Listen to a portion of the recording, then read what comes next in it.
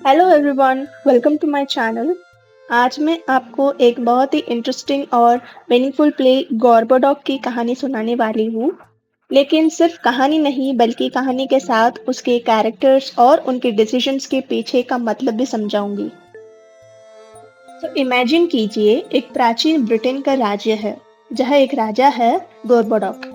यह राजा अब बूढ़ा हो चुका है और वह अपने जीवन में ही अपना राज्य अपने दोनों बेटों पेरेक्स और पोरेक्स के बीच में बांटने का फैसला करता है। उसका मानना है कि इससे दोनों के बीच झगड़ा नहीं होगा और शांति बनी रहेगी। लेकिन यही से कहानी का ट्रैजिक पार्ट शुरू होता है। राजा के कुछ समझदार मंत्री होते हैं, जैसे अरस्टोस, फिलैंडर, डॉर्डन और सबसे इम्पोर्टेंट यूबुलस। उसे वार्न करते हैं कि ये फैसला सही नहीं है। वो कहते हैं कि जब पावर दो लोगों में बांट जाती है और कोई एक स्ट्रॉन्ग लीडर नहीं होता तो कॉन्फ्लिक्ट होना पक्का है। लेकिन गोरबोडोक राजा उनकी बातों में बिल्कुल भी नहीं आता है और उनकी बातों को बिल्कुल इग्नोर कर देता है और उनकी बिल्कुल भी नहीं सुनता है। अब धीरे धीरे दोनों भाइयों के बीच टेंशन बढ़ने लगती है। फेरेक्स थोड़ा शांत और डरने वाला है, जबकि पोरेक्स एम्बिशियस और अग्रेसिव है। दोनों को लगता है कि पूरा राज्य उनका होना चाहिए। सोचो, एक ही घर के दो भाई जो एक दूसरे के साथ रहना चाहिए, अब एक दूसरे के खिलाफ सोचने लगते हैं। और फिर कहानी में आता है सबसे बड़ा टर्निंग पॉइंट। पोरेक्स अटैक करता है और अपने ही बड़े भाई फेरेक्स को मार देता है।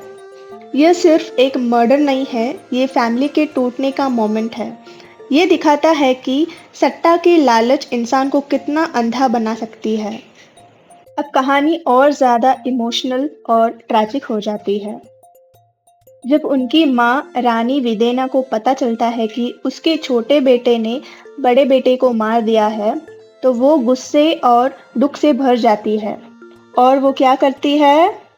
वो अपने ही हाथों से अपने दूसरे बेटे पोरेक्स की हत्या कर देती है।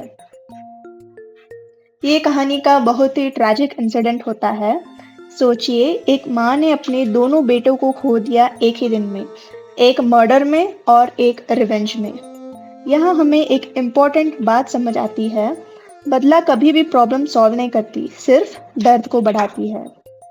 अब राज परिवार पूरी तरह से टूट चुका है और ऑलमोस्ट खत्म हो चुका है। राजा गॉर्बोडोक और रानी विदेना भी ज्यादा देर तक नहीं बचते। और सबसे बड़ी प्रॉब्लम यह है कि राज्य के पास अब कोई क्लियर उत्तराधिकारी नहीं है। इसका रिजल्ट क्या होता है?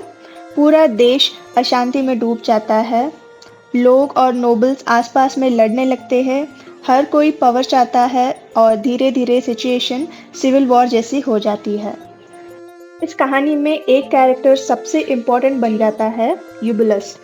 वो एंड में एक स्ट्रॉन्ग स्पीच देता है जिसमें वो कहता है कि ये सब एक ही गलती की वजह से हुआ है, राज्य का गलत विभाजन। वो हमें समझाता है कि एक स्ट्रॉन्ग और क्लियर लीडरशिप बहुत ज़रूरी है और राष्ट्र को चलाने के लिए स्टेबिलिटी सबसे इम्पोर्टेंट होती है। इस प्ले में कोरस भी हर एक्ट के बाद आता है, जो हमें इनडायरेक्टली वार्न करता रहता है कि जो कुछ भी हो रहा है वो गलत है और इसका अंजाम बहुत बुरा होने वाला है।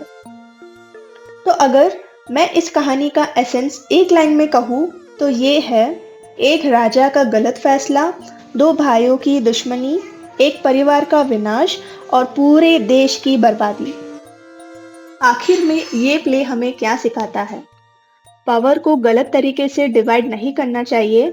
सट्टा की लालच सबसे खतरनाक होती है और बदला कभी भी सलूशन नहीं देता। Thank you so much for watching the video. आपको ये वीडियो कैसी लगी कमेंट करके ज़रूर बताना। मिलते हैं नेक्स्ट वीडियो में, तब तक के लिए हैप्पी रीडिंग।